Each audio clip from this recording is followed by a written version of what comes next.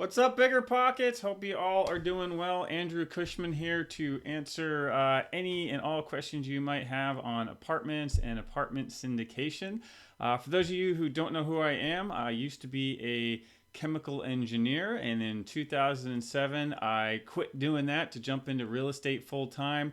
Started flipping houses in California. That was great. Decided, this is going well, but it doesn't provide lasting wealth or income. So what's the next thing that's gonna, have a big uptrend and can produce, recurring income and wealth? And we said, well, that's probably apartments. So in 2011, we went and purchased our first apartment community. It was 92 units, mostly vacant on the other side of the country, and learned a lot doing that. Since then, we've done about 1,800 units, and we do apartments full time. So if you want any more of my backstory, it's on BiggerPockets episodes 170 and 279. So we'll go ahead and just jump right into questions and comments now. And this is you guys have heard me on the podcast a few times, but this is the first time that we get to interact live, one-on-one, or one on 1,000, or whatever it is. So excited about doing this. One of the questions that I get asked very frequently these days is, Andrew, is a recession coming? If it is coming, should I still invest? How do I invest? Should I just, save up money and wait and not do anything? And let's start back at the first part of that. So is a recession coming? Unequivocally, 100% certain, yes. The problem is nobody really knows when that's going to happen. If you look at Australia, I believe they've actually gone 28 years straight without any recession or significant dip in growth. I don't think we're going to hit that record, unfortunately.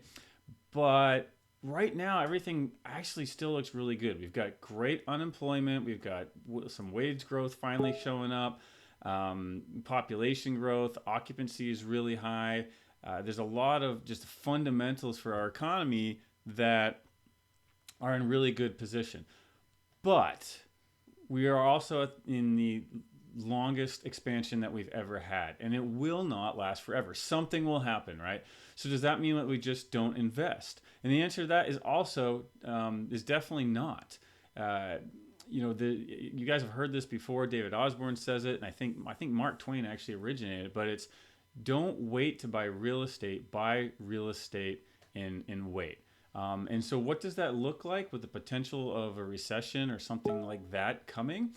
It's be more selective about the markets you're in, right? Look for markets that have economic drivers that are maybe recession resistant, like medical or some military or government.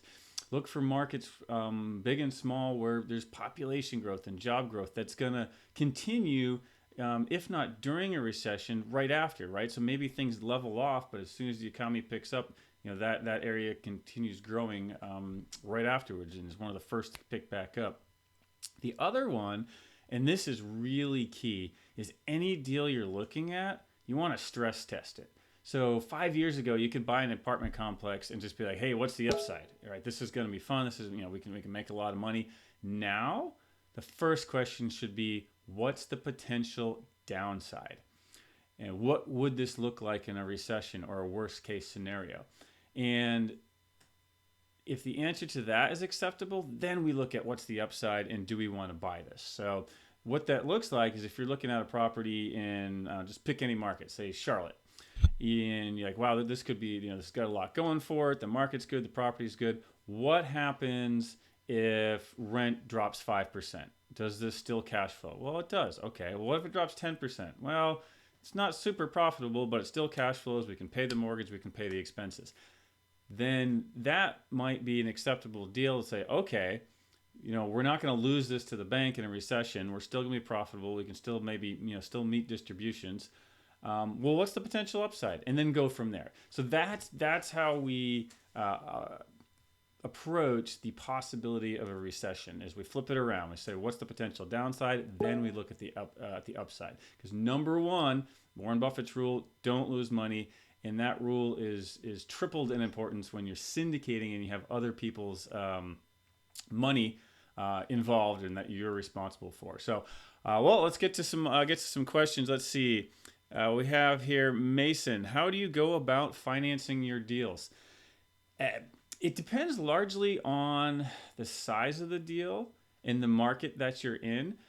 So generally, in the type of deal. So if you're looking at a very distressed deal or something with more than 15% vacancy, you're going to be looking at bank loans, and that could be a regional bank, local bank. And if it's a bank that you have a good relationship with already, like you have some checking accounts or something there, then the odds of them giving you what you need go up.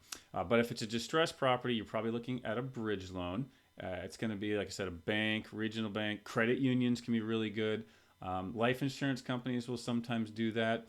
For agency, meaning Fannie Mae or Freddie Mac, you'll need to be looking at a stabilized deal, meaning it's already been at 90% occupancy for at least 90 days. Now there might be a bunch of upside to it, and sometimes Fannie in particular will fund up to 75% of the rehab, but it's got to be a stabilized deal.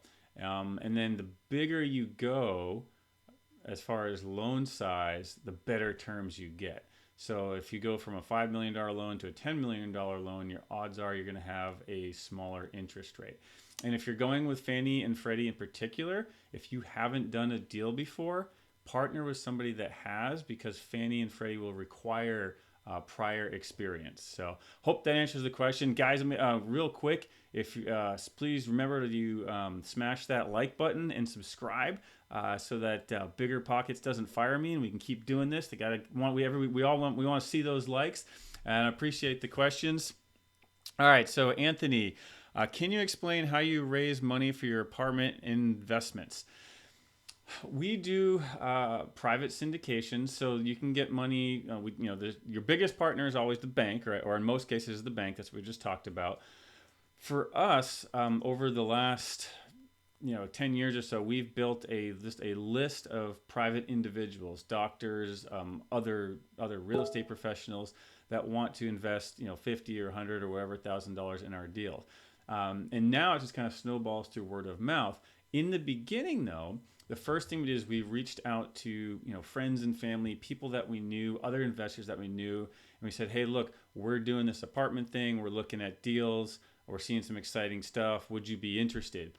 And we started building a list of people that would be interested, even though we didn't have a deal yet, right? So if you're just starting out, that's two things to go do. Number one, go start looking at deals. Number two, at the same time, start telling people that you're looking at deals and tell them the exciting stuff that you're finding and get them on board, so that when the step comes that you actually get that deal, then you can go to them and be like, hey, we found this great deal. Here's why we like it. It's in a great market, and there's this upside if we do this and this and that, and build that list. And that's how we did it, and that's still how we do it today. We don't use any institutional money. We don't use any private equity firms. We use just private individuals who want to be in multifamily real estate, and that is something that everybody who's watching this right now can do and start out. Let's see. So we also have, all right, for the first deal, should you do a smaller deal with local bank or partner on a larger deal with agency financing? Great question. It really depends on your goals and where you're hoping to take your business. So let's see. So a smaller deal with a local bank, that's probably going to work best if you're investing either like in your backyard or within a couple hours. So if you're kind of investing locally and you're going to be maybe a little bit more actively involved in the management because you're trying to learn, then a local bank or a credit union or something like that is probably going to be your best bet. If you are looking to go agency, meaning Fannie or Freddie, and you don't have apartment experience, then you will have to partner with somebody who does in order for Fannie and Freddie to give you that loan. And of course, the bigger deals you're doing, the more the options open up, and the more of a track record you have, the more the options open up. And so that's one of the benefits of partnering. So as you're going back to our previous question, as you're going out, talking with investors and looking for people who might want to put money into your deal, keep in mind that you're also looking for potential partners, right? Because the right partner can dramatically accelerate the pace of growth for your apartment business. Let's see. Can you describe your worst deal ever? I can. I don't know if no. So our worst deal ever. Let's see. I'll say our worst syndication that we ever did was a property in a very rough area of Dallas. And I will pause to say one of our top rules is don't ever buy in the hood. Those properties, when you put them in a spreadsheet, they always look fantastic. They always look better than just about every other deal. But when you're looking at those C and D properties, just remember the grass is always greener over the septic tank. That's kind of what we keep in mind when we're looking at those type of properties. So we bought a property in a very rough area of Dallas. This was probably 6 or 7 years ago. That market hadn't really taken off yet. And we made a handful of mistakes. We underestimated the amount of the rehab. It was a 70s construction property that had pipes just breaking underground constantly. It was, again, kind of a rough demographic. So we would renovate a unit, people would move into it, they would destroy the unit, and then we'd have to evict them 9 months later, and we'd have to renovate the unit again. We got to deal with fun things like one time someone crawled onto the roof of the leasing office, busted out the skylight, and threw a Molotov cocktail down in there to try to burn down the leasing office. They were almost successful. They burned it, but they just didn't burn it down. We had shootings, all kinds of nightmare stuff. And so what we realized is like, wow, we don't want to be involved in this kind of property and this kind of management. And we were fortunate that we had, part of, and this I recommend no matter what kind of deal you're doing, is we had raised a bunch of extra money in the beginning. So we went into it well capitalized. So we had the money to fill these gaps and to make sure that we were able to keep going and fund everything. And then because we were in a bad submarket, but we still picked the right market overall. Dallas started to take off. And about 2.5 years in, we got an offer for a price that we were hoping to get in 5 years. And so we